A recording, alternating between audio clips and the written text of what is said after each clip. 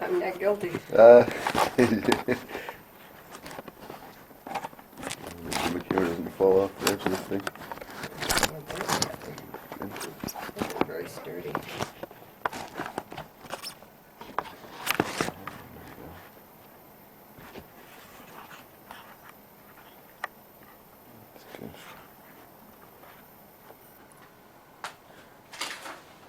You get the questions? Yeah, I do. Jeez. Okay, this is Gary Younghans speaking with his mom, Phyllis Younghans, in March. It's March 26th or something like that, 2006. Doing an oral history of our family. Tell me what you know about our ancestors, where they came from, on your mom's side and your dad's side, or as far back as you know. Well, on my mom's side, they came from New England. They were German and English. And on my father's side, they also came from New England, and they were English. British. And then how did they come to be in the Hornell area or Western New York? Who were the first generation or the first group that came? As far as I know, it must have been on my Grandpa Oliver's side. They were brought up in the Cohocton area, so it must have been his family was in Cohocton, so that's where he was brought up. So that must have been his parents that came. And on Mom's side, the Zimmers, they were also brought up in the Cohocton area. And where's Cohocton relative to Hornell? Is it? Cohocton is in relation to Hornell. It's fairly close to Bath. Okay. So it would be between Dansville and Bath. And then the part of the family ended up in Dansville, didn't they? The Zimmers did. The Zimmers. Laverne did, yeah. Okay. They did. And Dad's family came from New England, and they were wealthy farmers. I'm not sure where their money came from, but their homestead is still up there. Up where? In Burns, which is near Arkport, halfway between Hornell and Dansville. Okay. And then. So that homestead is there, and that was a large family. They came from New England and had a very successful farm, and I'm not sure where. Do you know what they farmed? If they were doing cattle or livestock? The whole works of, and they had a large family. And then your grandmother Wilkins, you said, was that the first generation you know that it was in Hornell, or how did people come to be in Hornell? No, that would have been my father. We lived on the Arkport-Dansville Road, which was, maybe 5 miles from Burns, where he was brought up. And then he started his own business. That's the used car business? He worked for a company, Peck's Motor Company, and then started his own business, which was used cars. And then by the time somewhere along the line, that he added trailers, he was still in used cars and trailers? How did that all start? He branched out, he used cars, and then he went into trailers. And when was it that he started that business? Actually, it wasn't used cars, it was a body shop. That was initially why a couple of my cousins died from the paint. They didn't wear the mask using the lead, the paint they used back then. Yeah. It was a body shop. It was repair and painting automobiles. And when did he start that shop, would you say? I would have to give you those dates. You moved to Hornell when he started the business, or sure? No, he was buying it before we moved down there. I moved down there when I was in 6th grade, and that was pretty well established by then. At the end of the Depression, we were very, very poor when I was being brought up. So it had to be in the early. When did the Depression end? It had to be in the mid-30s. Yeah, we really spun out of the Depression right around World War II, right? That's what was the engine that. Yeah, it had to be in the mid-30s when he started that. Yeah, hard times. Oh my gosh. Yeah, very hard times. So he worked for Peck Motor Company and then went out with his brother working for him, Uncle Raymond. And what year were you born? 1932? Yeah. I mean, right in the midst of the Depression? Yes. Yeah. What do you remember of your early years? Well, like I said, when we were walking, I remember that my grandparents had the farm. We had what was a garage that my dad converted into a house. and lived right next door to them. Butchered pigs, chickens, cows to eat. You know, things were very, very difficult. Yeah. And I was very spoiled because at that time, Uncle Charles and Aunt Marge lived over there with my grandmother, so I spent a lot of time with my grandparents. Using an outhouse and going over to the creek, getting pails of water. My dad set up some kind of a pump for them so they had water in the house. Used to have a wood stove and put those, I don't know what they called them, but they were like a big rock, and put them on the wood stove and heat them, and then you would go upstairs and sleep upstairs where there was no heat. Wrap those in a blanket to keep your feet warm. Oh my gosh! And would you you wrap them in a blanket and put them where, on the Put floor? them in your bed. In your bed. Keep your feet warm. It was very cold. Oh my gosh. No, it was very. No central heating of any kind, and. Oh no, just Nothing. a wood stove. A wood stove in the living room, and then no heat upstairs. I mean, you know. All winter long in New York State. Holy cow. It was very, very cold. Of course, they didn't have the insulation or anything then either. You know, making sauerkraut, making all the canning, hours and hours of canning to get through the winter. Now, how do you make sauerkraut from cabbage, right? But how do you? What do you? Vinegar or something, I don't know. Put it in a big crack. And no wonder I don't like I it. remember having a plate on it with a rack on it and letting it, whatever it does, sit there forever. You know, all kinds of baking, making their own butter. They had cows. This is Grandma Wilkins' place? Is Grandma Oliver. Or Grandma Oliver's place. Okay. Yeah. Grandma Wilkins, they had a big, they were muck farmers. They were what? Muck farmers. What's Grew vegetables and stuff on the fruits, or vegetables and the muck, and sold them. Well, they call it muck because it's the river flats. Why do they call it the muck? Because of the soil, it looks like mud. Haven't you ever noticed it when you go between, I don't know when you'll get to Hornell, but around Arkport, it's all muck land. It's moist and it's very rich. Is there river bottoms, valley bottoms? No. Very flat. Uh-huh. But it's black. When you drive by, you can see it. Celery, onions, cabbage, carrots, all that stuff. And who do they sell that to? Go around to different areas and sell it right from the truck. They sell it at the market, yeah. Yeah. Market day or whatever. Yeah. Grandpa used to drive a truck around. Grandpa Wilkins left home when he was 14. He had an uncle down in Florida. Left home when he was 14, drove to Florida, and met up with his uncle down there. And then where was he? What was he doing down there? Working in a His business, uncle car was business? down there. He had some kind of a business down in Florida. Larry was able to go over with Dad and found whatever it was where they did it. I'm not sure, but he was, you know, imagine what Florida was like when No. Grandpa was 14 years old. What year was he born? Do you know what year Grandpa was born? 1907. Grandma was 1910. So 1907, So 1921, 14, right after World War One, yeah. 7 and 19, what would he have been? 1921, if he was 14. 14, and yeah. He'd be 1921. 1921, shortly after World War One, the Roaring Twenties. Yeah. Wow, that would be an interesting time in Florida, I'm sure. Can you imagine what the roads were like and Oh, to good drive gosh. down there? Good gosh, that's... Yeah. And how did he happen back in New York? And when did he meet Grandma? I don't know when he came. He was down there maybe a couple years. She was 19 when they were married, so 1929. Okay. I don't know really how they met. It had to be because she lived, you know, they lived close by. Had to be in the area. He was in Burns. I'm not sure how they met. Yeah.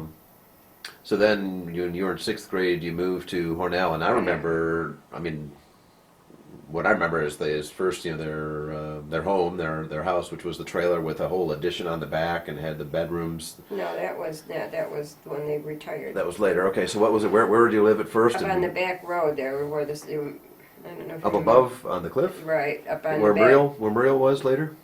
Yes. She was across the road in a trailer. Eventually, she's up on that cliff behind them, behind where Ron's big Yeah, place but was. across the street there were Yeah. houses. Okay. We had a house. On the riverside, right? There's a river. No, the No. riverside. The river's down in front of the business. We're talking about a different street then. Okay. There was a main highway, and there was Yeah. just this little thing that went around, and if you followed Yeah. it, it went up into the cemetery. Yes. And there were maybe 5 or 6 houses up there. Right. And we had one of the houses there was. Well, let's see. If I was 12, Margie must have been. Mom had Larry when we moved down. It must have been just the 4 of us when we moved down there. I think Larry was born after we moved. So you're in one of the houses behind, and then he had the shop down on the. Down, Was there yeah. anything down there, or did the He houses used- were already there when he moved there? Yeah, he used the whole back area there for cars and trucks. That's where Ron and Jim learned to drive. There was a big circle around Yeah. there. Yeah. And he used that for driving. That's where they when they were about 10 years old. And but the shop was down in the flats where Yeah, the on trailers, the main road. where the trailer store eventually was. Yeah, on the main road. And at first he was doing a body shop. And Then he sort of got into used cars, and then got out of the body shop business, and then that's when he went into trailers, but it was very small. As far as maybe 4 or 5 trailers. And so he was doing used cars and trailers at the same Yeah. time, just sort of on the side. And I think camping really exploded later on, right after the Sons took over. yeah, well, the whole camping Ron got a boom. bigger inventory. Dad had just a small inventory, mostly a lot of pop-ups and Yeah. smaller stuff. Yeah. But then your dad was a hunter too. What else? What were the other activities when you're growing up that you remember? You remember going to your grandma's farm, and was your dad always a hunter? And did your brothers and go out? Did you ever do anything like that? No, I never did. The only one that really liked it was Larry. The other boys didn't care for it. Larry was the only one that took up the hunting. Fishing, he was a great. I used to go fishing with him a lot at Keuka Lake. Yes. Eventually, somewhere along the line, they bought land over at Keuka Lake, and him and his brother Raymond built cottages over there. So they were there when I was in nursing school, which was they must have been built in the mid-40s. We used to camp we used to go to Keuka Lake with a tent, which Grandma absolutely hated because Grandma was not an outdoor person. So they went from that to buying the property and building these cabins over on Keuka Lake. And what was camping like back then? They didn't have state parks, or No, we or just what camped on some property on Keuka Lake. It was very I don't think we undeveloped. went. We always took family vacations, though. That's one thing we always did. And we frequently went to Rhode Island and to the ocean. There were places up there where we used to rent cabins. Raymond's family, Uncle Raymond had 5 children. We had 5, and we'd go up and rent these cabins and go to the beach, which used to be a lot of fun. Well, that had to be a big, a big trip for a big family during those times. Oh, yeah, There was no throughways, exactly. and good grief. Exactly. Yeah. Then I guess that's where I got the family vacation from, which I We insisted always on did. every Yeah. year Yeah. because we always took them as kids, which Well, was you- unusual. When you mentioned that, that's what it made me think of. Is we always had an annual vacation where we went some sort Yeah. of excursion on the road. Yeah, I always insisted on that. Yeah. So you remember any other vacations besides Rhode Island at the beach? Where else do you think We you? went to the we went south. Went to the Jersey Shore. Apparently, Grandpa liked the ocean. Yeah. You would just hang out on the beach. I'm trying to picture Grandpa hanging out on the beach, and it's tough vision for me. The kids did. I don't know exactly what. I think they more or less stayed back and just shot the breeze. The adults. I think it was just a bunch of kids that went down there. Yeah. There were 10 of us. So. Yeah. And I feel bad about that because as cousins we were very close, and the 2 boys have died. The 2 that were my uncle had 5 children in 5 years. So the 2 boys that were my age have died from lung disease from painting cars because they didn't use. Yeah. Made a business repairing cars of their own business, which wasn't included with Grandpa's. It was but it was their own business. Mm-hmm. But Grandpa used to wear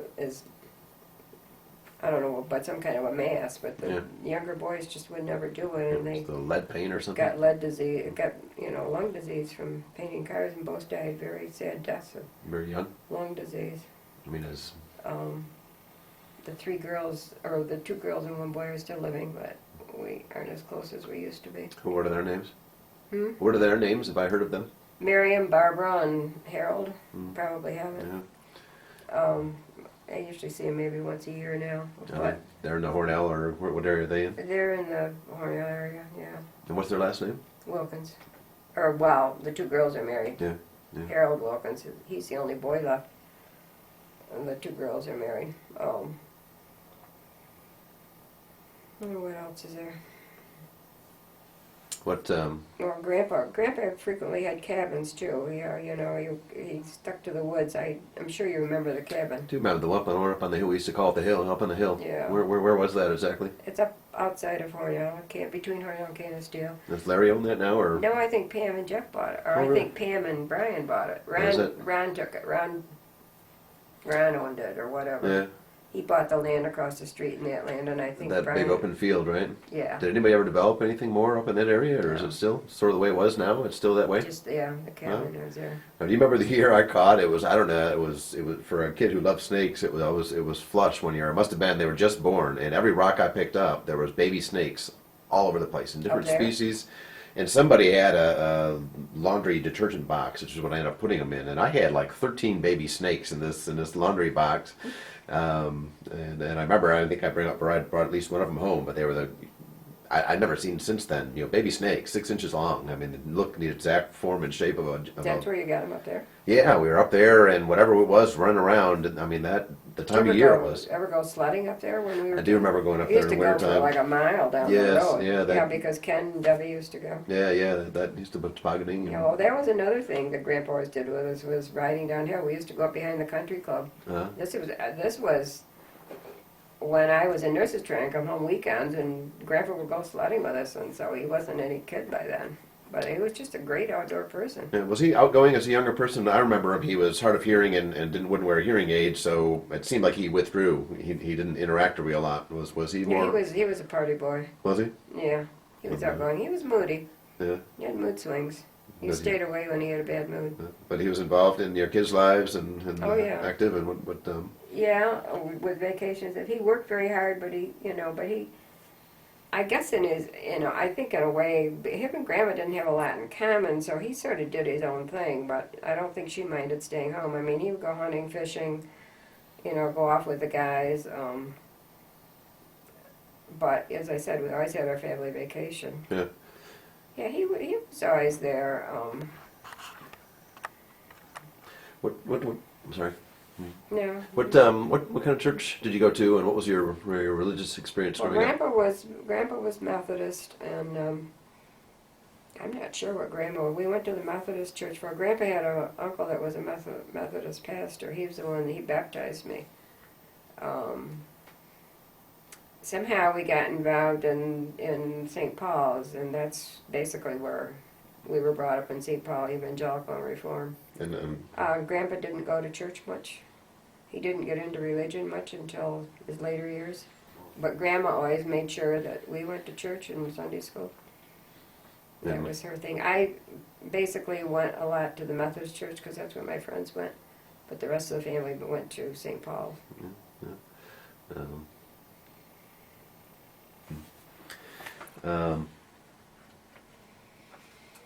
Yeah, what do you remember about, I mean, even the automobile? Was automobile common when you were a kid? Do you remember that, or was it Grandpa always had a car. yeah, I mean, did everybody, were there still a lot of horses? Were people traveling into town by other means, or was by the time you remember they always had cars. everybody had cars? My grandfather had a, what on earth was that? We used to play in it. He didn't drive a car for many years. No, there were always cars. What kind of cars do you remember? Do you remember the makes and models? What were they that when you were growing up? They were. I don't know what. I can remember Grandpa having several Chevys. We had a different car every year because he was always trading them in and whatever. Yeah. Now there was always a car around it, but as far as there was never a tractor on Pa's farm, it was always the horses that he used. So to plow the fields? Yeah. Well, Yeah, he had 3 or 4 horses all the time. Cows. One of the traumas of my life was the barn cats that had kittens that my grandmother used to take over the creek and drown because couldn't have that many kittens around. When I'd find them, I wouldn't tell her where they were. Oh, but no. Eventually she'd find them. Oh, But no. I understand why she had to do it. There would have been 100 cats. Yeah, and that was before you'd have, get your They cats kept them in spayed. the barn for the mice, and fed them the milk from the cows. But that was the other thing I remember is and I saw one when I was hiking, and I was so excited. A milk house. It was a cement building with a trough in it with cold water, and they put the metal cans of milk in there and keep them cold until the milk truck came by and picked them up. Yeah. Yeah, my grandmother used to churn butter. Yeah. In the old, with a sort of a pump kind of. Yeah, the old way. Good grief. Yeah, make your own butter. Take the cream, make your own butter. That was Grandma. You were talking about Grandma Oliver. Okay. I don't know a lot about Grandma Wilkins being young because living next to Grandma Oliver, I was with her a lot more. Grandma Wilkins came into my life later. And my grandfather, my grandfather Wilkins committed suicide when I was 3 years old, so I really didn't know him at all. Well, you were talking earlier today about going berry picking with your Grandma Wilkins. Yeah, that was after I moved to Hornell, and she was always going out in the woods berry picking and picking flowers. She's the one I think that got me hung up on trailing arbutus and what are the lilies? I still love them. Trout lilies, and what are the other ones? But anyway, she's always Mayflowers, and that's the other thing. My grandmother Oliver, my birthday is May 1st, so my grandmother Oliver would always pick a bouquet of Mayflowers and make a little paper thing and hang them on the door and knock on the door and give them to me for my birthday. Oh, that's sweet. For May Day. Yeah, that's nice. Yeah, Grandma Wilkins and I used to go berrying, and we were walking across Canisteel, trying to get across Canisteel Creek, and I was little. She was carrying me, and we slipped and fell, and both laid in let the water run over us and got a big kick out of it. We used to pick blackberries and I was to ask you what kind of berries you find over there. blueberries and the blackberries. It's like right on the hill, right across. Right across the creek. Yeah, if you went across the field and then up the hill. Yeah, she spent a lot of time with us because she lived fairly close, and I remember her in the later years, not so much in the younger years because, as I said, I lived right next to Grandma Oliver. Now, what do you remember about school growing up? You, I guess, started school in 1937, 1938, something like that? Yeah, well, there was no kindergarten in Arkport School, so I went to first grade, rode the school bus. I remember one bizarre thing, which is hard to believe. I had to be in 2nd or 3rd grade. There was some kind of a play, and I've never forgotten this. Because I had big eyes, they blackened my face, and I was a Negro child, and I stood on the stage and rolled my eyes. Oh, God. And I'll never forget that. But you don't know what the context was? It was just your part in this crazy play? Just that I was a Negro child, and I had a black face, and I stood up there and rolled my eyes. And I think about it, and it's like, I don't know. I mean, there wasn't a black child, and never. The first experience I had was when Grandpa hired a black man, and I just had his name in my mind the other day. I'll think of it, but he worked as the car repair fenders and what for Grandpa, and Grandma was scared to death of him, and I went down there. We went down there all the time, and she just was petrified when we go down there. Mose Evans, that was his name. Mose Evans. Grandpa gave him a job, and he ended up starting his own garage, and was very successful. And nobody would give him a job. I don't even know where he came from. To Hornell, there wasn't a black person in the area. Really? He came to Hornell, and Grandpa gave him a job, and he worked for Grandpa for several years, and then went out on his own. There in Hornell? Down in Hornell, on Thatcher Street, opened his own little garage. But there were no African American or black people? Never, in no. Hornell? I didn't go to school with any African American, none. Mm-hmm. Grandma had a fit because when I was 14, 15, had an Italian boyfriend, and she used to say, "You aren't supposed to be seeing Italian boys." Oh, no. But no, I had no exposure to black except for Moe's. Yeah. Well, you telling the story about you wearing blackface and rolling your eyes reminds me of that grade school play with Jimmy Hawthorne. I want to say it was second grade or third grade. And I remember I was one of the robins, and there was like I have no idea the context either, but we were birds, and there was three robins and a blue jay, and James Hawthorne was the only black kid in the class, and they had him be the blue jay. So it was I still don't know. You look at the pictures now, and it just seems very strange. But you know, different times, different ways of thinking, and kind of funny.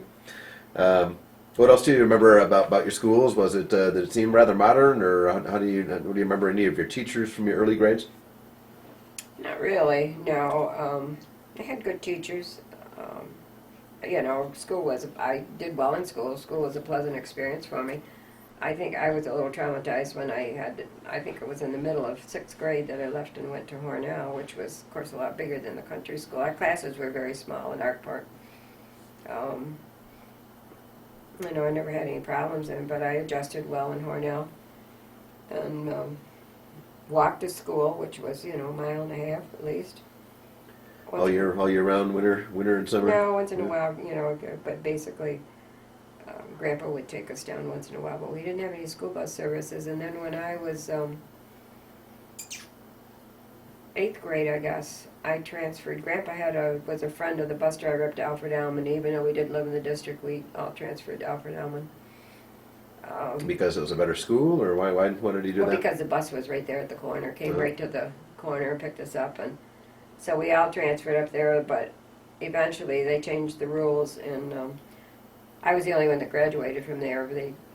To go up there, they would have to pay taxes, so they went. The rest of them graduated from Hornell. I graduated from Alfred Alman, and I knew quite a few of the kids up there because Aunt Mard was a Girl Scout leader, and I used to go up and go with her, and so I knew a lot of the girls up there. I was going to ask you what activities, any sports or activities you were involved in school that you No, just general. I don't think we didn't. The only team we had at that time was a boys basketball team. Yeah. Yeah. Now your brothers were athletes, or at least Jimmy was. Jimmy was the only an athlete. One. Yeah, Jim was the only one. Now I was usually was a class officer. I think I was treasurer 1 year, secretary our senior year. Did well in school. It was like second or third in my class. We had our class was 50 maybe. We had small classes. Yeah. Everybody knew everybody, and good teachers. My favorite teacher was my history teacher, which is amazing. But he was not my favorite teacher at all. He used to tell us that we were going to thank him, but he was really the only one that prepared us for school after high school. It's a tough teacher. As far as studying, and Yeah. and I went back and told him that in later years. But had all good teachers. Took Latin. Had difficulty with chemistry, but did pass it. I did well in school. Had a good time in school. Now, how did you end up choosing nursing, or how did that transpire, and what was the story around that? I think probably because my parents wanted me to be a teacher. I was determined I wasn't going to be a teacher. And I think you told me one time that at that time really that women there were two could only careers for women. Yeah. You either went into nursing or you went. And Grandma was dead set. I was supposed to go to Geneseo and be a teacher. Grandma was dead set against nursing because all you did was carry bedpans. And one of my best friends was also going into nursing, so they reluctantly took me up to Highland, and I was accepted there. And have been very delighted with my choice. Yeah. I feel I had a very successful, very satisfying career. Yes, and you said you were telling me today too. Your class was like 22 girls who went through the program altogether. Right. And how many years did you spend with that group? How long was it? 3 years. It was a rude awakening. Let me tell you, we had a very tough rule. We had 7 to 9 compulsory study hours. We were there classes 5 days a week. Compulsory study hours in bed, lights out at 10 o'clock. Very regulated as to where we went and how we got there. Was on the floor taking care of patients after, you're 18 years old. And we were working on the floor taking care of, way over our head with critically ill patients. And, 18 years old and the patient dies. I was working evenings one night. And a classmate of mine was working nights, and you gave the person the report on your patients. This was men's ward. And then you had to go around with that person and check all the patients. And we went into the isolation room, is where we put our sickest patients, and the patient had died while we were doing report. So we rolled down the bed, and the patient, rigor mortis had set in, the patient was still sitting up. So we took his shoulders and pushed him down, and his feet went up, and we just stood, oh God. we just stood there hysterical. We laughed until we cried. This poor guy died in a sitting position, and we couldn't get him to lie flat. No. I'll never forget it. Do you end up solving the problem, or do you just have to Well, leave it? when they wrapped him up, he was still sitting up. I don't know, I guess it was the mortician's problem. And we used to have to take the bodies down to the morgue.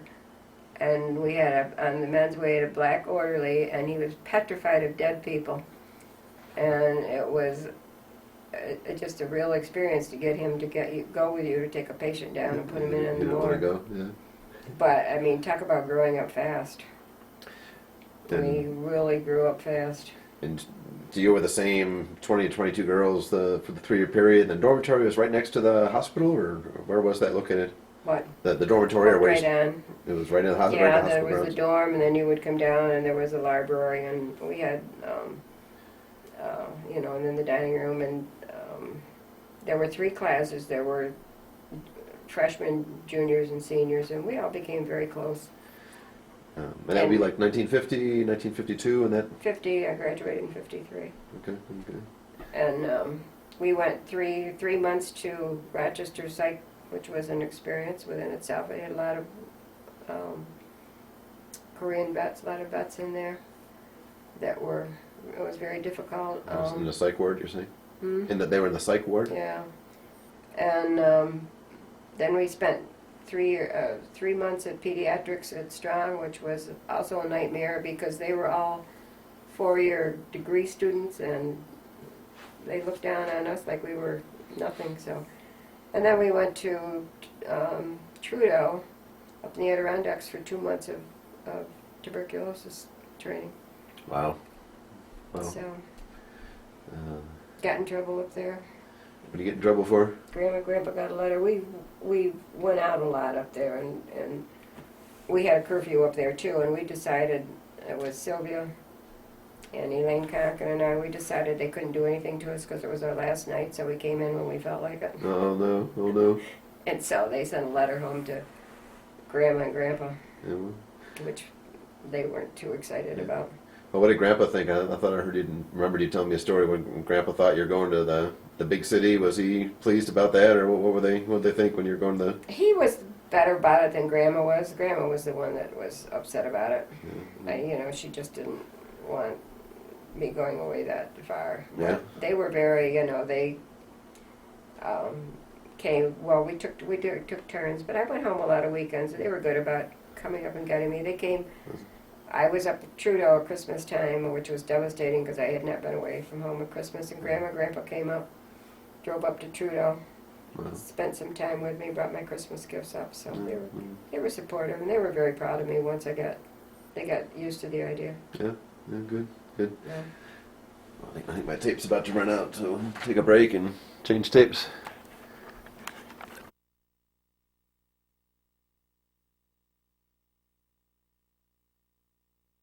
Part 2, talking to Mom. So we're talking about nursing school. Any other memories you want to talk about from that, or that you can think of? No, we worked hard, but we had a lot of fun. What did you do on weekends? What did you do for fun? As I told you, we did get into trouble too. Even with our rigid rules, we would manage to sneak out. Spent quite a bit of time at different local bars drinking beer and having a good time, coming in late. Was that acceptable at that time? Women out in public? Was that just when times were changing and becoming? Yeah, it wasn't a problem. We'd meet different guys and chat with them. One of the things that devastated me, which worked out for the best, but is my senior year, I went with a guy that was a year ahead of me, a neighbor, Don Davis, and he was in a I'm not sure what kind of a church it was, but very rigid church. Grandma and Grandpa were upset. It was not even Baptist, but it was like not a Jehovah Witness. What was Christian Scientist or no? What is just a very rigid.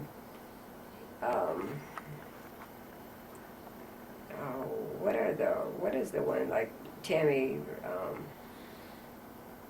What was the still like Roberts evangelical? or Pat Robertson or it was just a very rigid church and yeah.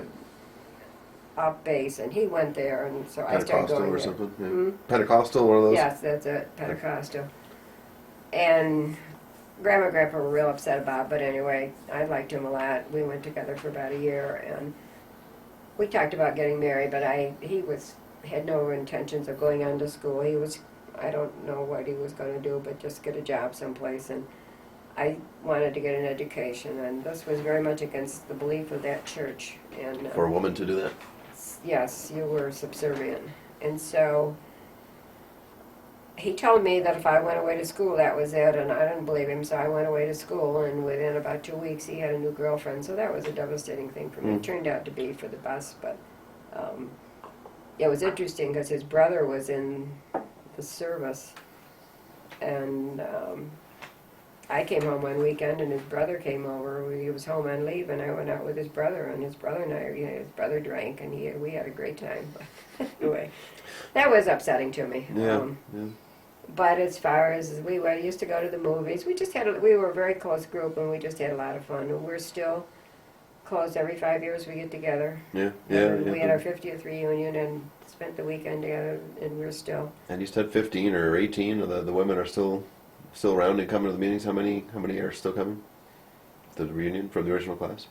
50 every 5 years we get together. We had our 50th reunion, in '03. But how many of the students came? How many? Everybody came that was alive but one, and that was the gal that I was in, or that I was close to. I don't know where she lives in Rochester, and they came from California. They came from all over. How many were still alive then? How many still came?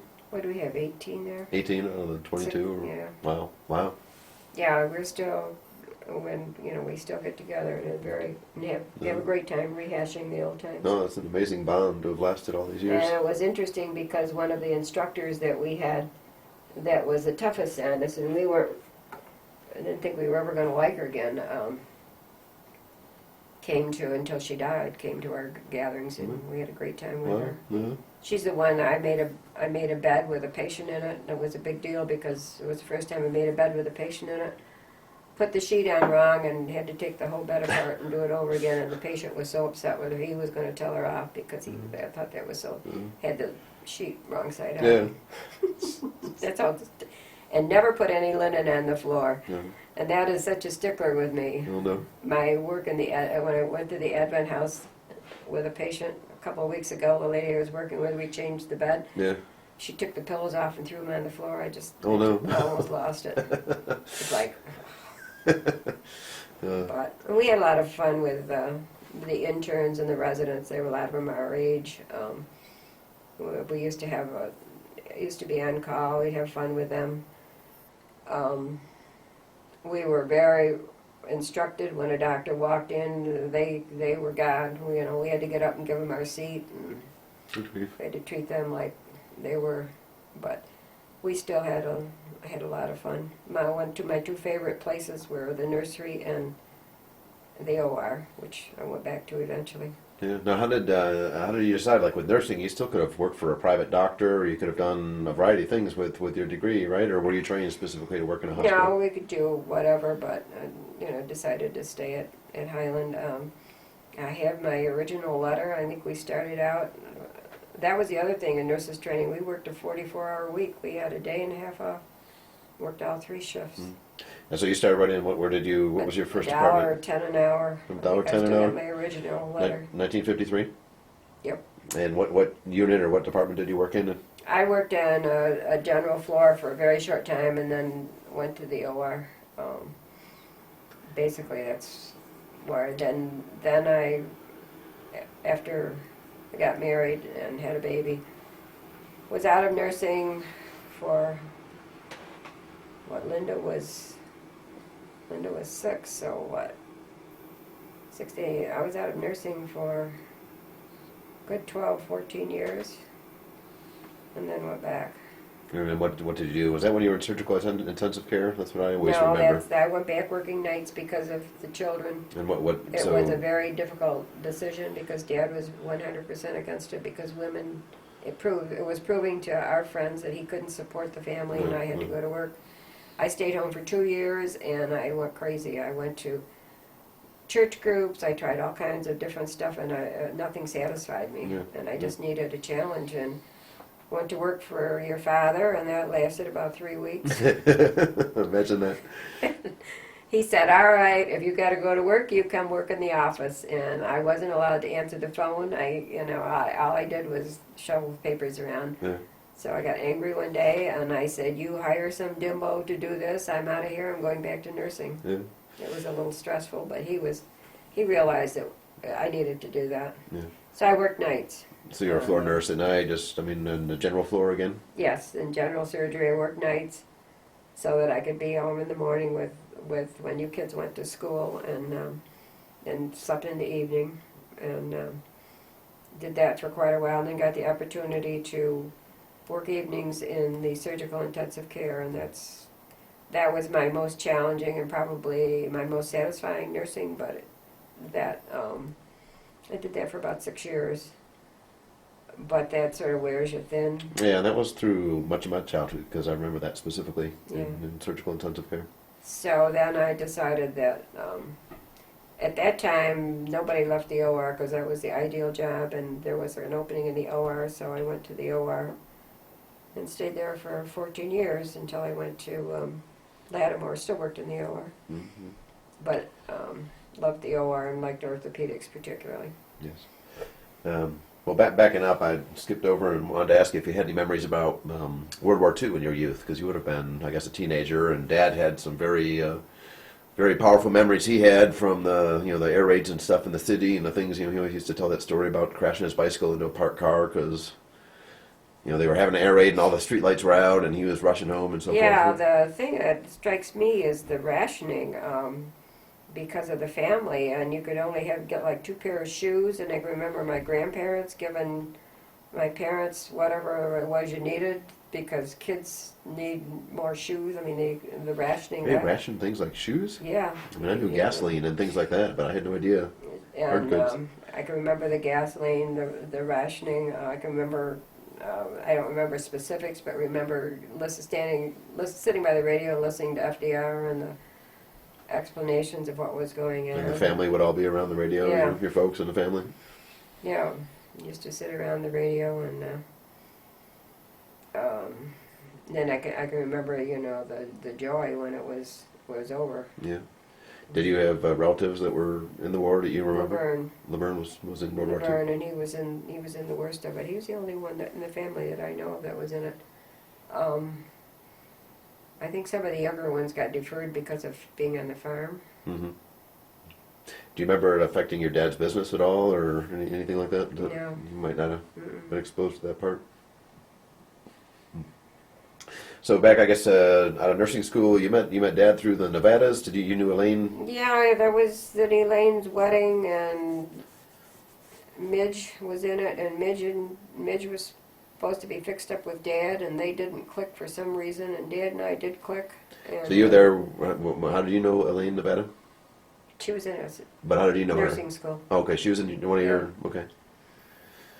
And so when she got married, Midge and I were in her wedding, and But you didn't know Midge at that time, yeah, or you did? Midge was in our class. Oh, you and Elaine Nevada and Midge Jacob Yeah. were all in the same nursing. Were in Yeah. that nursing class? See, I never connected that. I always knew them when they were already married to. No, they were all from Highland. Okay. Oh, okay. And Dad and I connected, and then he said he had, Midge was Class A like Dad. They would have killed each other. And he had a good friend that he knew from the service that he fixed Midge up. So that's how Bill and Midge met, and Dad and I met. So So you met at the actual wedding, just sort of by accident. They were sort of set up together, didn't hit it off, and you just started. yeah, they were ushers, and Midge was maid of honor, and I was one of the matrons of honor. And what was Dad doing at that time? Was he in the service yet, or where was he? No, he was working for what was it? The lumber company. He was a salesperson for the lumber company. No, I never heard that. He was working in the city just out of high school, I guess, or what was? No, he'd been in the he was out of the Navy. He was out of the Navy when he met you. because Okay. he's 3 years older. Okay. Yeah, he was home. He was working for that lumber company. Can't tell you. He was a salesperson for it. I didn't know that. Yeah, And, he was going to RIT part time and was going. I'll think of it eventually.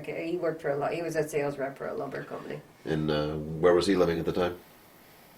Living in an apartment with some guys on Maplewood Avenue. And where were you living? You'd gone out. We were Midge and Elaine and Midge and I. Elaine was there a short time. We were living in a third floor apartment on East Avenue. It was the pits. It was cheap, and we had to take the bus to work. And Grief. What do you remember about then? About your first dates with Dad, or what do you recall from that time? well, we just used to go out usually with a group. We'd go out and have a couple of drinks. He used to drive me down home on the weekends. We used to go down for the day and visit Grandma and Grandpa. Used to go over to the lake. We didn't go out on because he didn't have the money. Neither one of us had the money, so we didn't do anything spectacular. Yeah. Had a couple of functions at Highland that he went to, a dance or something, but nothing spectacular. Yeah. What did your folks think of Dad when you brought him home?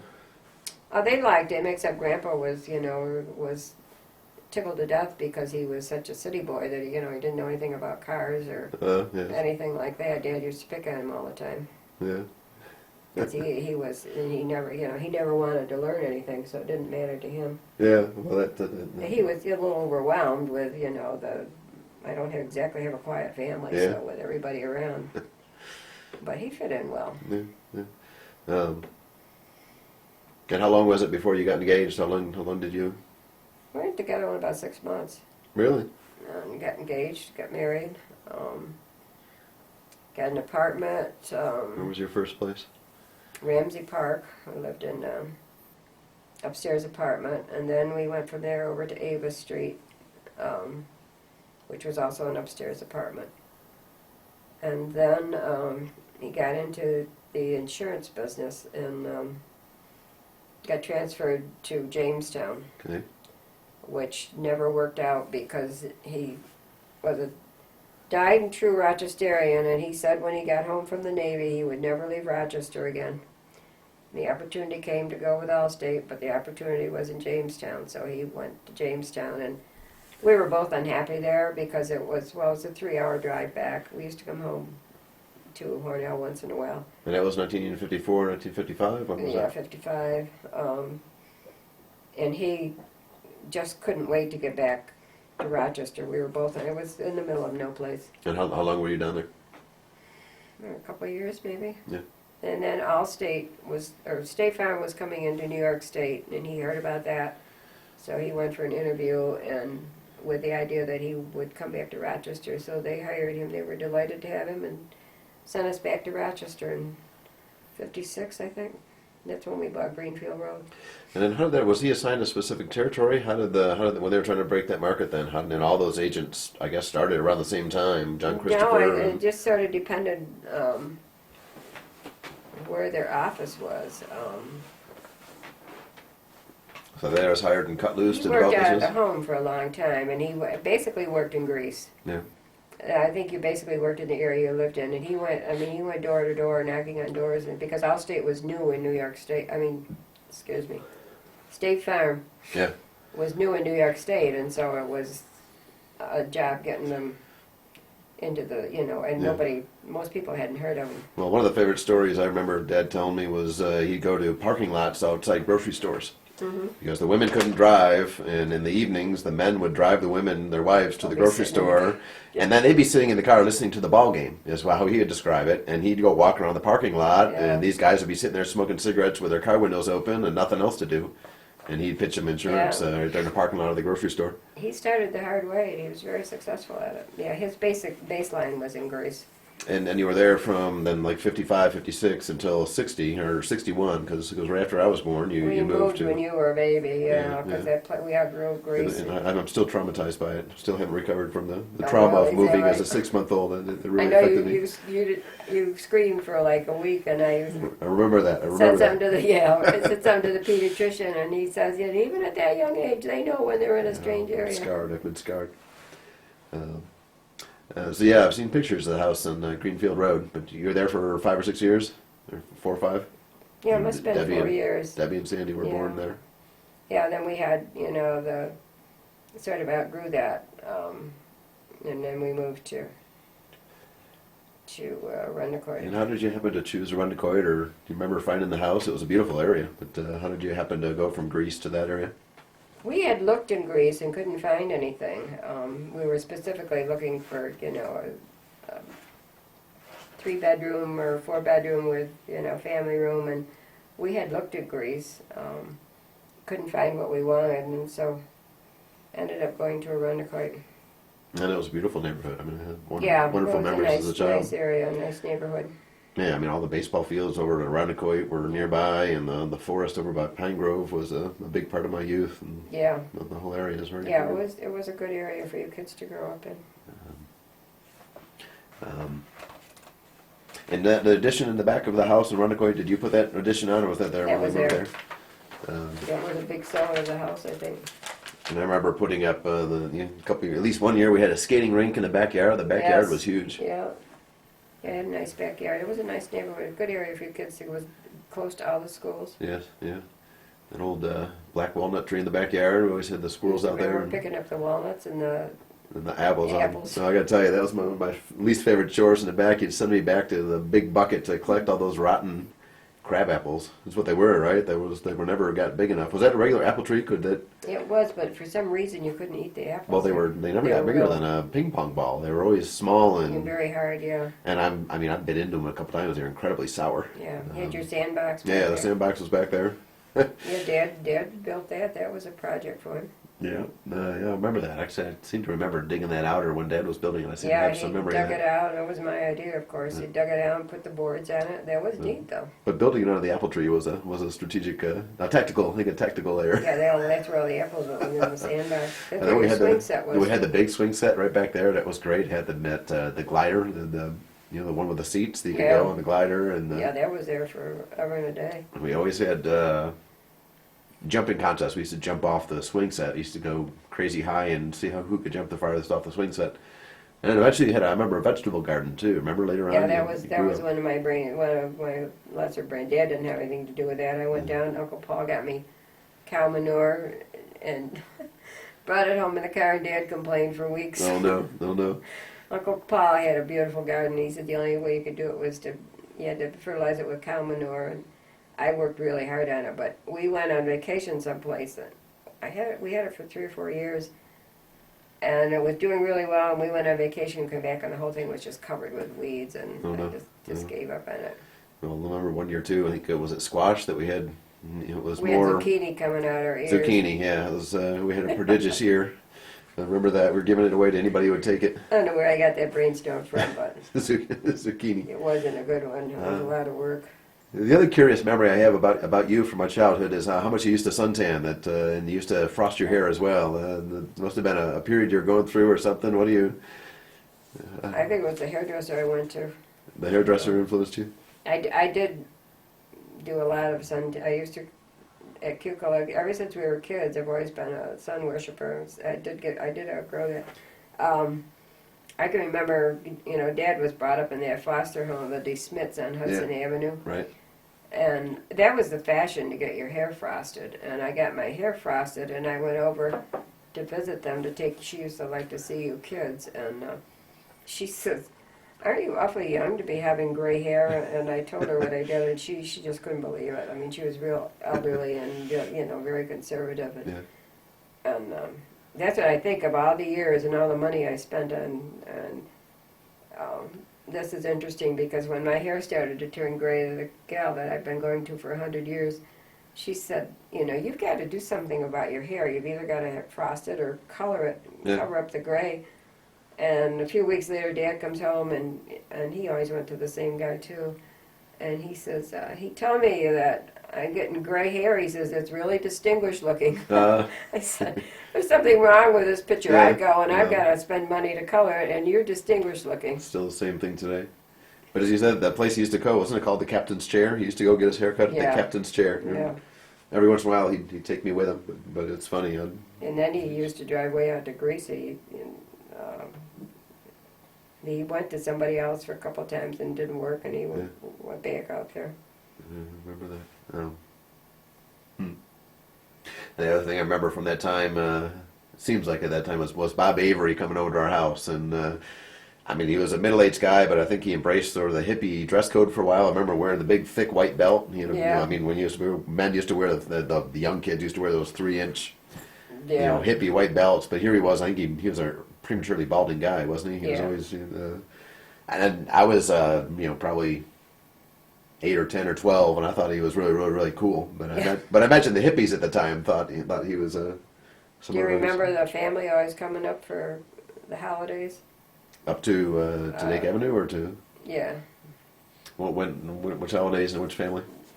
My family, all the grandma. We always had Christmas at Grandma's, and Grandma outgrew it. So then everybody ran and marched together. The family used to come up. I've seen the Christmas parties I remember are from my teenage years down at Ron's place when Ron always had a Christmas party. Yeah, that was later. That was later on. Yeah, I mean, my first memories are from like 10 years.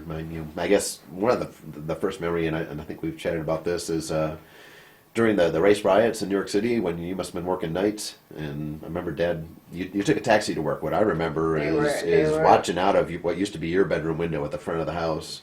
The window was open because it was summer, I guess, and you were taking a taxi to work. And I was doing some private duty, and I was supposed to do private duty, and Dad wouldn't let me drive, so I took a taxi out of the area, Joseph Avenue, and all in that area. They were rioting. It was really dangerous, you know. Who would that have been? I saw a PBS television special about Rochester specifically. That I had no idea that they had some of the situations they had. It was really bad. What year would that have been? Whew. That's a good question. Seemed like when I was watching the PBS special, it was earlier than I thought. It wasn't 68, 69. It was more like 65, 64. Yeah, that would. I think it was mid-60s. So, but private duty, what was that? I didn't catch. Was that part of your career? You were working out in people's homes, or when I did some private duty. You just put your name in, and if somebody needs, either a family doesn't want someone with their family all night, and a couple of times I took care of kids and I couldn't handle that after I had children of my own over at Rochester General. When they need they need a nurse to just take care of one person, and they pay you. It was pretty good money, and I did that for a little bit. And that was before you went back to? Yeah, before I went back full time, regular time. I never worked full time until I went to the OR. I always worked part time, but to get the OR job, I had to work full time, and I did that about 2 years, and it was horrible because it just was too much. Plus being on call on weekends for emergencies and stuff. That was the period. I remember a period when you would be working. When I got home from school, I come home to a list of chores. You empty the baskets. That was when I worked pick up the apples. And ICU. I worked evenings. And you'd get I thought, where were you? Because it seemed like you were getting home like at 4:30. It seems like you were working during the day. You weren't home when I got home from school, but you were getting home before dinner. That would be the OR. Okay.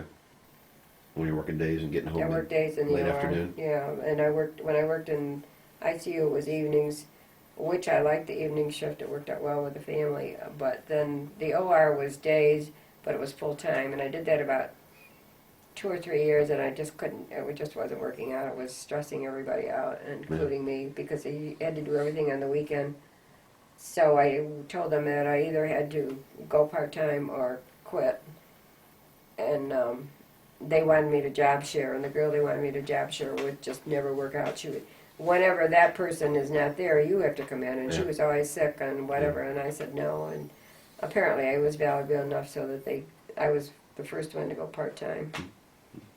Yeah. And then, so that's the only, never worked full time except to get that job.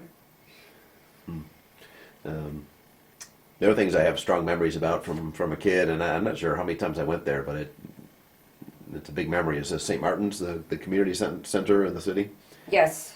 Uh, Yes, I don't know how I got connected with that. I don't recall that, but I went there to work with these kids. This woman started this, I don't remember her name either.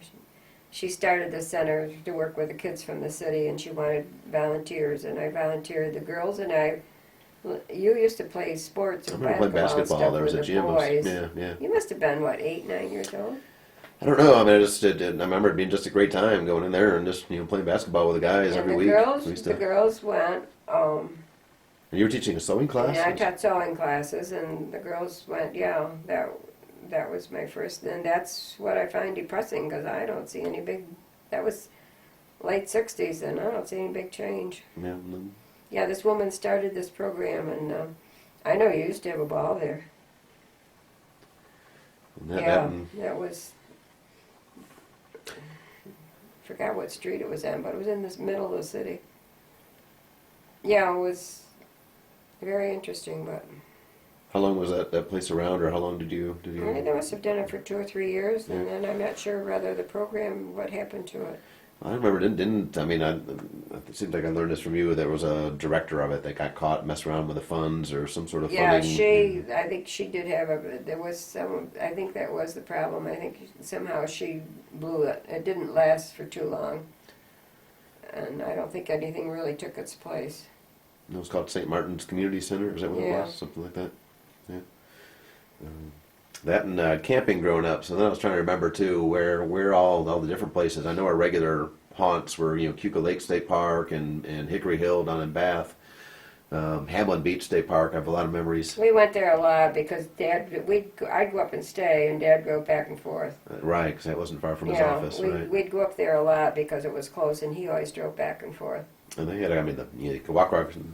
My memories there include there was a big field you had to walk across to get to the beach from the campground. Oh, there was a long way. And there was bees always there, Right. so you're always walking across. I don't know why we insisted on walking barefoot across this I know, you always do. field, but the challenge was always not to step on a honeybee.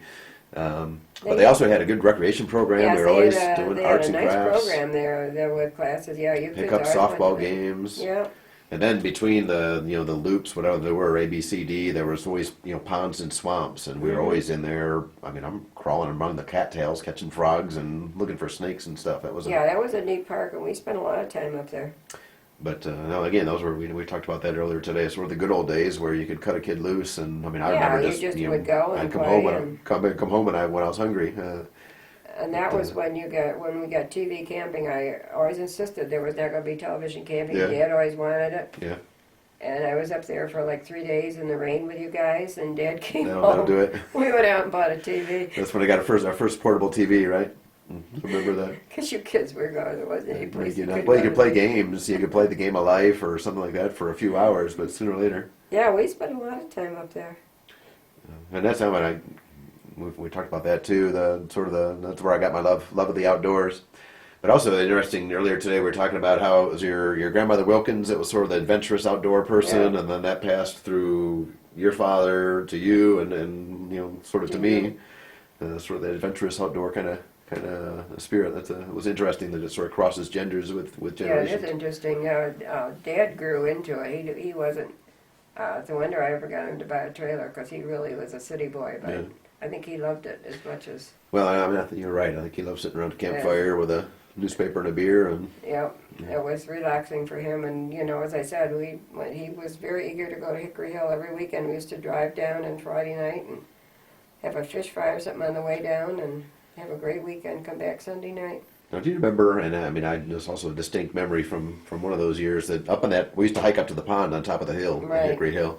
And one year we saw a bullfrog that was as big as a dinner plate. I mean, do you have any memories of that? I mean, it was, huge frogs up there. I swear to God, it was as big as a dinner plate. It was the biggest bullfrog I've ever seen to this day. We went to Leshworth Park too a lot. Yeah, we did go to Leshworth Park a lot. Remember when the Olivers came up? He was a adjuster or something for State Farm, and you took off with the boys, and you went there again.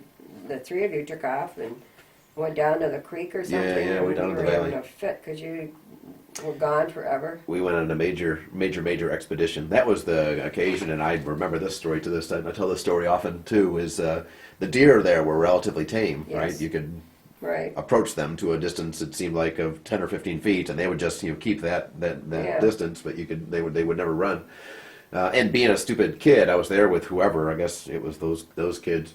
I picked up a pebble and tossed a pebble at the deer. But what happened was I missed the deer, and the pebble hit a tree right on the other side of the deer, and it startled the heck out of the deer. So he had suddenly to there was a move? sound behind him. Yes, so he put his head down and just ran, directly at me, and almost. And I think the other kid was in front of me or behind me, and the two of us dove to the side for our lives, and almost got headbutted by a deer. I was hiking on the up over Hickory. I think it was Hickory. Anyway, a deer obviously didn't know I was there and went across the trail like 5 feet in front of me and scared the living daylights out of me. I don't think he knew I was there. He just He was running. Yeah. Wow. Something frightened him or something, but it just never even saw me. my gosh. It's frightening. Yeah. It could have been a young death. You never know. But I'm glad that Dad did get into camping because it was really good for him. Yeah, we always enjoyed and I think about how lazy I am now. When we used to go on those camping expeditions, I used to make spaghetti sauce for spaghetti. Yeah. All kinds of homemade cookies, all kinds of baking. Just all kinds of homemade stuff, and besides having 4 kids and keeping everything, it's just amazing how much work you do and don't even give it a thought. Now, what do you remember of our annual vacations? The first one I think I remember is it Old Orchard Beach, somewhere up in New England? Remember that Maine. one? Yeah, how cold that weather. I remember how cold the water was. The That's water because was. we went there because we went there as kids, and that's why I wanted to go back up there. And that's in Maine. Old Orchard. Is it the right name? Old Orchard Beach. And Then we went to Rhode Island. Remember on the videos I was looking at, or on the movies, you kids had a parade or something up there. It was a Rhode Island, it was a campground, and you walk down to the beach. I've got movies of some of that stuff. That's before my memories, I think. I've got movies on Dake Avenue too of you kids marching down the street. Yeah. There was the girls were dressed up, and movies of you with that. Remember when you got your tractor? The little riding tractor, Yeah. the little one, yeah. And, I remember it from the pictures, yeah. What was it, Jimmy and Tommy that lived in the corner? Well, he was the coach, Panaggio. Oh, okay. They used to take it away from me. Or Oh, no. used to Oh, no. And pictures of you too, and coming out where you even had a little hat on. You were all dressed up in a suit for Easter. Jeez. But then I remember we went to the Jersey Shore. What was the name of the beach there? Sea Isle. Yeah. Sea Isle. Is that where they sprayed for the mosquitoes? I don't know. Remember that. I remember we had to have little tags for our bathing suit. We Yeah. weren't staying at the beach, but we were going to the beach Yeah. daily. What other early places? Where do we go on vacation? Those I've years? got it all written down. Got 'em all written I have down. to Get it out, yeah. So, I'm trying to remember. We went to Jersey. I remember the year we went to Myrtle Beach and the Smoky Mountains. We went someplace down in Maryland too. Where did we go? Yeah. Was that We went to the ocean quite a bit because I love the ocean. Yeah. My dad did too. we went to Kellogg. Remember we went to Detroit because we went to the Kellogg. Yeah, I remember that from Went pictures. to the ball game. You were about I think that was 1963. I think we had the 3 or was the 4 pictures, years 3 or 4 years old. When we old. went up to the Detroit Tigers. Yes, and that's what we went to see, like the Kellogg And cereal we were factory. camping next to a Detroit policeman. Oh no, I don't remember He that. was very, very interesting Yeah, guy. yeah. I remember that. I was always been a cereal lover, so the Kellogg's cereal plant was, to this day, Cassidy is the same way. You can eat 5 bowls of cereal a day. I've got all the vacations written down. When Dad had all the logs, I've got that book that all the logs of where the trailer went. Yeah. He was good in keeping track of all that stuff. But yeah, we always had a nice We vacation. went to Florida that one year. I remember. Were we staying at Grandma and Grandpa's place in Florida? Did we stay there? Where did we stay in Florida? There was No, some- we stayed at cabins and drove up to see them. Okay. I remember I got a little stuffed crocodile Oh, did you? somewhere along the way on that trip. I remember some. Yeah, that was a long ride down there. We left like at 4 in the morning, or so you kids could sleep or something. And Yeah, it was a haul. Dad had to stop and get coffee to stay Yeah. awake. We'll run out of We tape got another again. half hour. Yeah, we'll run out of tape again. You're rambling on here.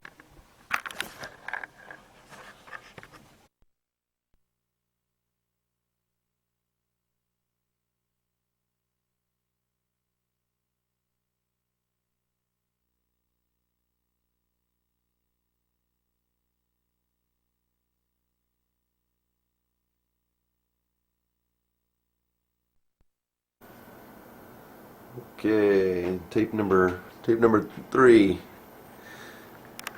So I guess thinking about having kids, and I guess you had Debbie in 1954. You were young 30s, I guess, when you're Linda? no, Debbie, when you started the family, when Oh, no, 22. 54 from 32, 22. You're right. You're very young. 22, then you were all 3 years apart. Dad always claimed he planned it, that we were all born in the first half of the year. Yep. Debbie was June. And did you always think you were going to be a mother, or you always thought about? Oh, yes, I was very family oriented. My mother was the mother of mothers. There was no one more devoted than she was to her children. She gave up a lot to see that we had what we needed and wanted, and that was her life. It was her children.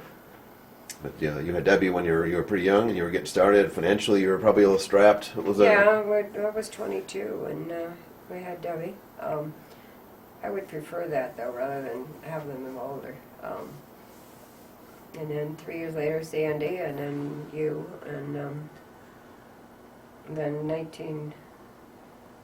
what was I, just 30, I was told Dad I was going to have all my children by 30, and Linda was born in February, and I was 30 in May, so I just made it. You did it, okay. No, I've never, always enjoyed, it was pretty hectic, but I think we made it through, and somehow, by God's help and Dad, and I think I've got 4 great kids. Mm-hmm. So was it like with Debbie? Was Debbie a good baby? Was she quiet, or was she? Yeah, Debbie was good. I don't remember any difficulty with the children. You were the easiest going one. Grandma used to say that you were not retarded, but what did she say? There was something wrong with you because you would sit on the floor with toys. You had no great interest in crawling or walking, and she'd try to get you going, and you'd just sit on the floor, and you'd sit there and play, and she said, I think there's something wrong with him. He's just so... But you were just very easy. Well, you said she used to get in her hands and down her hands and knees and try to show me how to crawl. How to crawl. No, inside my head I was just laughing. Look at the old lady down on her hands and knees crawling. What's she doing? And I was a fat baby, I guess. Sandy was a lot more. Sandy was very active. Yeah, you were chubby. Yeah. Chubby and very happy. In those movies, you got a cowboy hat and the rocking horse. Yeah. Let's see pictures of that, and your old horn-rimmed glasses. I have. And you got a toy gun in your pocket, and you were very easy until you got to be a teenager. And then when you had your first car wreck, what was that? A Pinto? Yeah, I wrecked the Pinto. And Dad was pissed off because he had just spent $200 fixing the brakes. He didn't care about the car. He had just spent $200 on the brakes. I tell everyone that if I ever had to, and this is a credit to you, if I ever had to have all-in sex, I would have boys. Yeah. I think boys are much easier going. You are difficult in the teenage years, but you don't have the mood swings and whatever it is that girls have. I think boys are easier. Okay. But Sandy, you said Sandy was an active baby? Yeah, she was active. She was, even like on the swings, she did more daredevilish things, like in the swing sets and stuff like that. And Linda she just, by the time, Uncle Dick was really funny because he said, you always had things under control, he says, but somehow the third baby just blew it for you. Yeah.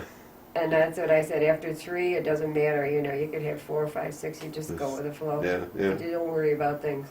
And we used to sometimes stay down at Grandma's house. I remember visiting Aunt Mard and staying at Aunt Mard's house too, growing up. Yeah, she'd love to have you. Yeah, that's where we got Gunther. Yeah. I was staying down. Yeah, because you were there. Yeah, you got. You guys went somewhere on vacation, and I stayed with them. Yeah, we went to New York City, I think, and left you. When we first started on vacations, you had to be diaper trained before I took you on vacation. Yeah, it makes sense. The youngest one always stayed with Grandma, or in that case, you stayed with Aunt Mard. But we went with what do you call it? Tent camper. With Grandpa several times. Yeah, somebody who was it that rolled out the window? Linda rolled out the window. Well, they had the elastic on where it goes under the beds, and she got up against the elastic, and she's knocking on the door, Mama, outside. And Dad almost went right through the side of the camper. I mean, she fell from the bunk to the ground? I mean, it's a 3 or 4 foot drop. Yeah. In her sleep? she rolled up against it. It was just hooked. The canvas was just hooked by elastic under there, and she Yeah. got her weight on it and just dropped her right to the ground. Jeez. Dad almost went right through the door trying to get to her. He was freaking man in the Adirondacks on the bear country. Good There's grief. this 3-year-old kid outside. Yeah, we took you when you were 3. Wow. That was. Well, then we had the big reunion. You remember the reunion in Arizona when we all flew out because we all thought Dad was going to die there. The time he had his. It was at death's door. And then we all flew out there I because. foolishly drove you up to Grand Canyon. Well, yeah, then we all so- jumped in the motorhome and all 3 kids in the motorhome and driving on the edge of the Grand Canyon. You're right. I thought we were all going to go right off the edge. That was. I had to be crazy. That was one of the most insane things we ever did. I mean, we were fishtailing with a motorhome I know. with the entire But family. I didn't finish it. The doctor in Arizona said, and I refused to accept that. And then Uncle Ran flew out and drove us home, and he had another 6 years. So What year was that then? That was 1994? 90. Linda was still in Arizona. Hmm? Linda was still in Yeah, Arizona. 90 he had his stroke in 94, maybe 96. Well, and it was when I had my new Celica. My Celica was brand new, and I drove the Celica across from Dallas to Phoenix. What year was my Celica? My Prelude is in 2000, and I think I had the Celica. 94, 95? I'm not sure. Maybe. He had his stroke in 94, so it might have been 95. It was 95 or 96. Yeah. But, the doctors didn't know what they were doing out there. Thank God I didn't listen to them. Yeah. So then, if you moved to Arundequoit in '61, Debbie would have been 6 or 7. So almost all of us went to school in Arundequoit schools, Right. except for Linda's first the only couple one years. that finished up. We moved in the sophomore year. She moved. Right. So was Listwood open? Did Debbie go to Listwood? Did we all go through Listwood? I went to Lister. Everybody did, and then everybody went through Dake School. And no, I mean we were all except for Linda, like you said at the end, and I guess Debbie at the beginning. Debbie must have started in kindergarten and Greece schools. Yes, it was right at. It was at the end of the street there. Yeah. And did we all go to nursery school? Yeah, down to Mrs. Harvey St. Paul. I remember that. What was the name of that? What was the name of that place? Was it Miss Harvey's place? Or? No, it was. What was it? Wasn't it? It wasn't St. Paul. What was the name of the church? I don't know. Was it church sponsored preschool? Is it church sponsored preschool program? I don't think so. I don't really know. Maybe they did. I don't really know. Debbie didn't go. I don't think. I think it was just the rest of you. And was preschool common back then? I mean, I think that's the kind of thing that probably helped Yeah, us it all wasn't a lot. really. Yeah. No, I was interested in that. Early development. It's Yeah. a critical thing that seems like it's more recent in No, development. it wasn't. It wasn't there. I think that was the only one in the area. I remember loving it. I don't remember too much about it, but I remember. She loved Mrs. Harvey. But you were the Mrs. greatest Harvey. girl. I think I do remember that. Yeah, she loved you. Well, my other memory from Lisbon School is when they called you guys in because I was acting like a monkey, and they had some sort of personality disorder for I was climbing out the trees and making monkey sounds. Two of my favorites is that the Mr. Wallace, who was Grandma's cousin, is married to his sister. Oh, I didn't know that. Mr. Wallace called and told me that you had been expelled because you threw a snowball at his car and Wow. that you had to come home. And so I called Dad. I had Linda and I couldn't go. And so Dad called him and went over and he said, I'm not impressed. He said, granted, he should not have thrown the snowball. The fact that he threw it at your car is not impressive. He says he shouldn't have thrown it. He said, his whole thing was he threw it at him. He didn't care that, if it had been anyone else, it wouldn't have mattered. Yeah. I'll never forget that. So I was expelled. What was I in 3rd grade? I got expelled. Expelled from school. Remember when you threw your shoe up on the roof? Well, it was when you had loafers, and the trick for elementary schools at that time was you could kick them off. You could kick them up in the air, and I kicked mine up on the roof. So you actually came up the school, and somehow you bring a ladder and get up on the roof. How did we get that I down? don't know how we did it. I think I remember you getting a ladder up to school, and somehow you climbed up there and got my shoe Could for very me. well be. I don't know. The other thing I remember is being forgetful and always leaving things at school and at the playground and all over the place. And Well, at first and second grade, I don't know who your teachers were, but I got called in like 2 or 3 times, and they said that you had the ability to learn, but you distracted everybody around you, and that it didn't affect you, but nobody that sat near you could learn because you were distracting everybody. They all loved you, but I don't know what you did, but you distracted everybody that sat around. Well, I you. mean, it went on through college. I mean, I learned tactics. I mean, I would sit in my college classes reading a book or doing something else completely because I'd be bored to death. I mean, I couldn't. They couldn't talk fast enough to keep me entertained, so I could absorb what they were saying and do something else as well. Well, I told Dad all through, because you were very average in high school, but that's what I told Dad. It said you were bored, and I said that right along, that you were bored all through high school. But you really did sort of take off in college. Yeah, I knew I had to apply myself, but I had a B plus average in high school without doing anything. I never did homework. I never studied for exams, and I came out with a B plus average. But you never, well, that's what I mean. You never applied yourself. I never did anything.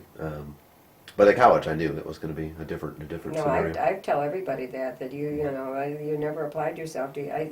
My theory was that you felt in high school, if you had been taking courses you were interested in, you would have applied yourself. But Well, and in retrospect, the English courses, the literature courses, the books that I read, I remember to this day, books and classes I took, but they were always, the English classes. Well, you the books just that I weren't read. challenged, and that really, and that's what one of the teachers said in Listwood School, that you weren't being challenged enough. Yeah, well, that was before they had, more, advanced Accelerated programs and classes, accelerated. exactly. That's what Alyssa's been in, and yeah, that's exactly right. But who were the teachers? Mr. Wallace, he said, was one of the principals. Trying to see if I can remember any of the teachers' names that any I of us don't had. remember any of them. And in Dake, it was Mr. Babcock was the principal. Yeah, Mrs. he was Perini, there was forever Mrs. now. Perini the guidance counselor? Was that her name? Valerie Perini? Does that ring Yeah, a bell? I think it might be. Yeah, Mr. Babcock was there forever. Yeah, he had those giant eyebrows. I remember him because he was scary You because know he had those giant who eyebrows. was the music teacher there? The little guy, the trumpet player. Yeah. I can't remember his name, but He has been the head honcho in Arundecoit. He finally just lost the election. Not town super, what do they call him? no, he went into politics. Hmm? He went into politics. Yeah. Shantz? Shantz, Mr. Shantz, David Yeah. Shantz. He's been the head honcho in Arundecoit for maybe 8 years. Councilman, you mean, or mayor, or what's he? Hmm? I mean, is a councilman or a mayor? What is town supervisor? Yeah. Yeah, and that blew my mind because he was this little bit of short guy. Yeah, well- David Shantz. Too much. Yeah, That's funny. yeah. No, Mr. Babcock was there forever. Well, and then there's the male gym teacher. Who was that man gym teacher? Tough guy too. I can't remember his name, but I can picture his face.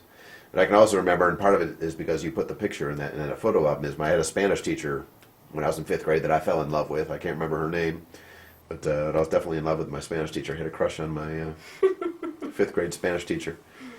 I Then don't remember who that was. I ran cross country. Remember Sandy? She wasn't going to graduate because she skipped so much gym. Oh, was that high school or middle school? High school. She skipped gym and almost. Yeah, she almost didn't graduate because I was absolutely flipping out. I wish I heard Dad. How did she get out of that? I don't remember, but she skipped gym continually. I don't know what she had to do. She had to take some course or something at the Y or do something. Jeez. I remember Debbie getting in a little trouble in high school. Was she a little wild in high school? She got in with the wrong bunch of kids and they skipped school and they were caught. Mr. Babcock went down and found them in somebody's house. They skipped school and they were there. Some kid that's mother wasn't home and she would get in with the wrong group. Yeah. It was sort of short-lived, but she got into the wrong group and they were all caught in this house. I think Mr. Babcock not Mr. Babcock, whoever was principal of the high school went down and caught him. Jeez. I'll have to remind her of that. And then we all have Mr. Shaw for our guidance counselor in high school. Oh, Bernie, yes. Bernard yes. Shaw. Good old Mr. Shaw. Remember his yellow teeth more than anything. He had white hair and yellow teeth. Speaking of getting in trouble at school, I always signed Grandma's name on my report card. Uh-huh. And Sylvia and I used to write ourselves excused, so we had to go to the dentist or doctor and go out and get the bus and go down to Hornell and spend the day. Yeah. And one time Grandma signed my report card or something, and I got called in because they said I forged it. It didn't match the signature from all the other ones. It was the first time she'd signed it. Oh, too funny. And she got called, and she was up, she couldn't really, she never really got to do it. Dad got mad, look out, but Grandma, she never really. Well, funny, the time they called her is the time she signed it, so you were in the clear. They said, and it was her. She said, "That's my signature."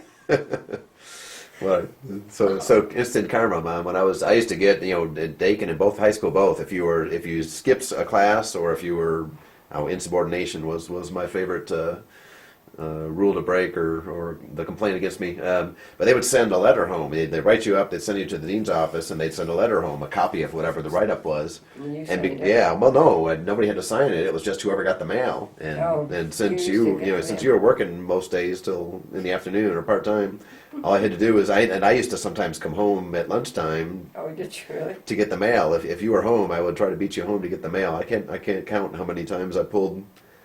Because that's all they did. They didn't require a response of any kind. The teacher would write you up, they'd send you to the dean's office, and they'd send a copy of it to your house. That's what Tasha was doing, was good. And as long as I beat you to the mail, and I think 2/3 of the time, I beat you to the mail and pulled them out.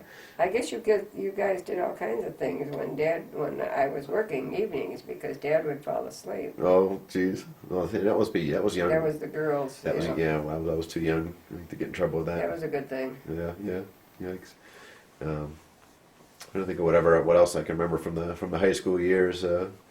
Bernie Shaw was the worst guidance counselor ever. Oh, I know he was, and they kept it in the family, and all of you had, and that was he was not a good guidance. I mean, to this day, no, he was not. He was way past his time. And that same thing happened. I don't know, was it with Sandy's kids or somebody? I think maybe Sandy's kids. They got this thing where you have to keep the same guidance counselor, and I don't know how that figures because obviously each child is different. So. Yeah. Well, shifting gears a little bit. What would you say? I mean, what were the happiest times of your life? You've been through so many different times and periods. What were the happiest times of your life? Oh, well, I think nursing school was tough, but it was still a fun time. It was a very growing time for me. I think I matured quickly in those years. I don't regret any of those. Even though I was busy and probably stressed, I think I was happy when you kids were small and growing up. Yeah. And it was nice. Dad and I had some really good times after everybody was gone. I think basically I've had a good life up until Dad got ill. Yeah. I don't think I have any great regrets. Up until that time, there were ups and downs. Obviously, you get stressed and difficult times with finances and Dad being busy getting the business started. But we had family vacations. We had a lot of good times. Yeah, I mean, and you sort of hit on it, but the most difficult times were probably the times when Dad was sick. Obviously, after when we were planning on retirement and Dad had his stroke, and but I think we made the best of it with getting the motorhome and traveling, and we're fortunate that Rick was able to come in, and fortunate that I could get out of the house and do some work. They were frustrating times for Dad, but he handled it very well. Yeah. He had a lot of good friends. The kids, you kids were all good. But I think it was good that we were able to travel and do what we did. Yeah. He had, he loved going to Florida and going to the Detroit the games, and as I said, he handled it very well. Yeah. The most difficult time, obviously, were the last 6 months when he just went downhill and he couldn't do anything, and he basically had his defibrillator and gave up. That was a very hard time. What are you most proud of in your life? Well, I'm most proud of my 4 kids and my grandchildren. I'm proud of. I think that God has blessed me. Somehow you guys all turned out great, and I'm very proud of all of you. I feel I had a successful career. But when I look around and see other kids, and I think I'm just very proud of my children. Yeah, well, and as you've said, you've got a legacy, and I think in all of us, and our interests and the things that we love and do, and especially me and the outdoors and so forth. But also, you've touched on a lot of people, and nursing, all the, like as you said, a successful career, and dealing with family members and people. I've got a lot of good friends. I've got gay friends. I've got lesbian friends. I've got black friends. Puerto Rican friends, you name them. I just feel that, and I've got friendships, even like say CISACs, which was way back in 50s and 60s, and and just like Midge, you don't see them for a long periods of time, and you get together with them or something, and it's just like you've never been apart. Yeah, yeah. Yeah, I feel, I've been very, there's a Jamaican lady that when I went back to work in 1972, was it? Kathy Wint was an aide, and she's 80 years old now, and we talked, go out to lunch, it's just wonderful. She sends me, when I've been down and had problems, she sends me the most loving notes, and I've just got friends that have just hung in there. No, the Jamaican lady, was that Kathy or was that someone else? That's Kathy. No, did she lose an arm? Is that the lady? Is there a woman that seemed like you worked with that had lost an arm? She died. That was another one. I loved her. Yeah, she died. No, who was that? What was that? I just read a note from her that I had kept. I worked with her. She was an aide. I worked with on nights. Was she Jamaican also, or am I Mr. No, she was black. No, but Kathy is. She just sends me the sweetest notes, and she's just the nicest lady. Her husband's in a nursing home. But she's still in her home. Yeah, she's still in the city in Barton Street. Yep. I got a lot of really good close friends. I'll make some mixes and keep in touch with. Mm-hmm. And what advice would you give to young people, your grandchildren or anyone else, concerning how to be happy and how to be fulfilled in your life? This day and age. Oh, that's a tough one. One thing I thoroughly believe in is counting your blessings. I think the worst thing you can do is feel sorry for yourself. You don't have to look very far to see someone that's much worse off than you are. I think you have to trust in God. You have to believe that there's a better place in store for us, that there's someone that watches over us. Think positive. Don't hold grudges. I've learned over the years that holding a grudge or not forgiving somebody does nothing but harm you. It doesn't hurt the other person. Just try to look at the positive things in life and not feel sorry for yourself. You're gonna have down times, but you gotta pick yourself up. I think you have to keep your mind active. Yeah. I just think you need to do a variety of things to just keep going. I think the biggest thing is to count your blessings and look around and see what you've really been blessed with. As you don't have to look anywhere but when you see somebody that's so much worse off than you are. So there's always I guess there's a purpose somewhere along the line. Sometimes it's hard to understand what it was, but it's there. Yeah. Well, that's one of the things that also I've learned or just from being around you absorbed is just a toughness, just an inner ability to see through tough times and have confidence that things will be all right and that you can make it. And as you said, to count your blessings. Yeah, and I think the other thing is that you have to give of yourself too. I think you have to reach out to other people. You can't be self-absorbed. I found that, you know, Cameron has blessed me. The downfall is that is I get attached to the kids and I lose them. But working at the Advent House, you know, is just helping somebody, or just giving of yourself, and not worrying about, you know, as I used to tell Grandpa, which used to raise his blood pressure, don't sweat the little things. Yeah. Well, I've seen that in you and learned that from you my whole life, from, you know, some St. Martin's till, you know, to the time we took, you know, like you said, the lady with that lost her arm. We took her groceries one year. I remember going one year and doing that, and that's something also that I've learned from you, and you've made, you know, a big effect on people's lives from all those little things over the years that you've done. That's really a wonderful thing. I admire that. I've tried. I just try not to get self-absorbed and have an animal. I love animals. I can't imagine being without one. They're a big help.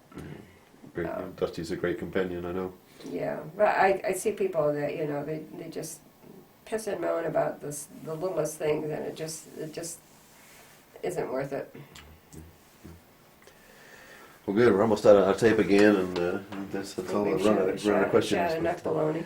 But thank you very much for spending this time and sharing that with me, Mom. I appreciate I don't know it. what it's going to come out like, but I love you very much. I love you too, honey.